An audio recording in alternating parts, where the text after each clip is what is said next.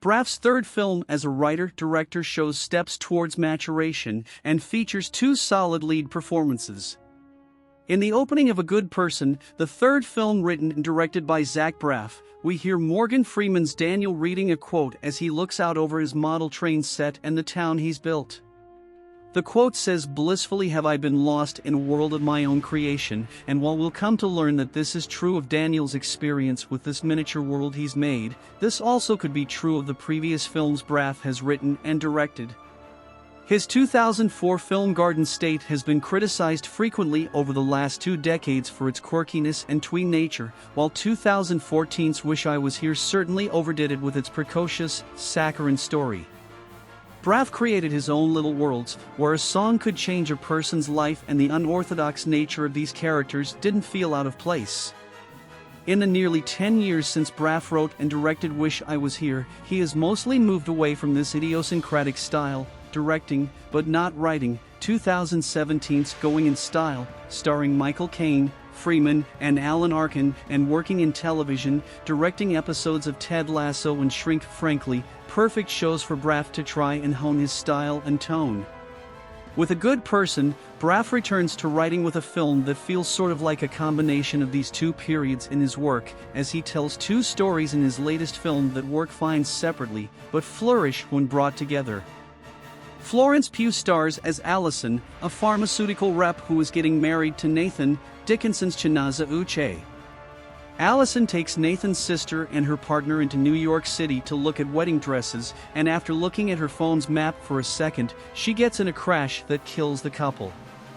Soon after, we meet Daniel, Freeman, a former police officer who is taking his granddaughter Ryan, Celeste O'Connor, to school when he receives a call that his daughter and her daughter's partner have died in this car crash.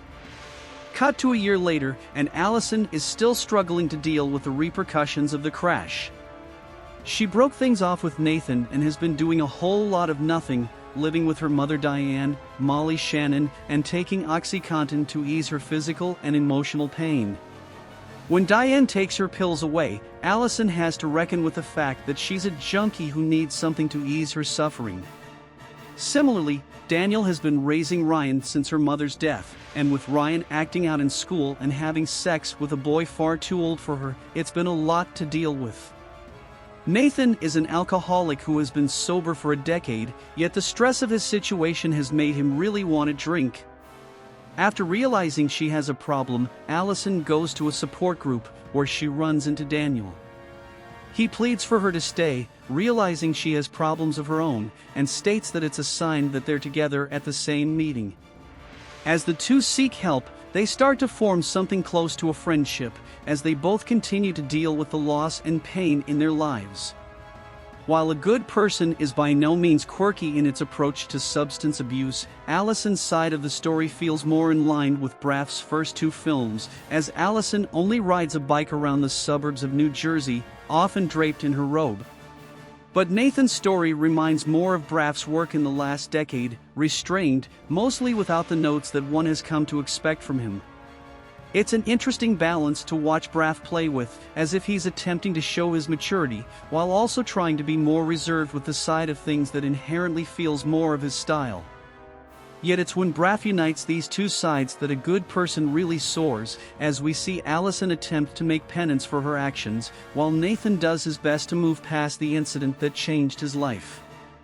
Both Pugh and Freeman are doing wonderful work, but when they're together, we can see the push and pull that both are dealing with when they're with each other, a desperate attempt to move forward by confronting their past, no matter how difficult that can be. But it's the odd choices sprinkled throughout A Good Person that makes this story occasionally feel off or unrealistic, despite its heavy subject matter.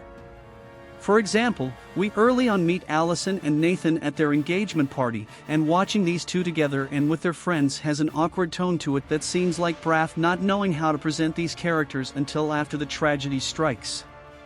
A Good Person defines these characters by their pain, and while that's not necessarily a damning issue, in these opening moments, we see that on the page, that pain is really all there is to these characters.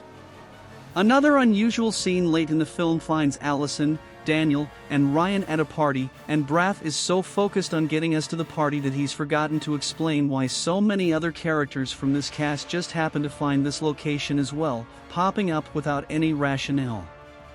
Again, these aren't moments that ruin what Braff is going for, and we can tell that the intention is good, it's just the execution is shaggy at times in a way that can take the viewer out of what is supposed to be a heartbreaking, emotional experience.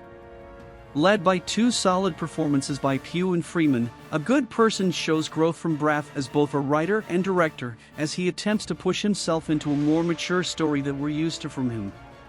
It's not a bad look for Braff, and it makes one wish that he'd write and direct his own films more than just once a decade. Braff's tiny worlds of his own creation are starting to feel real, and it's a welcome change.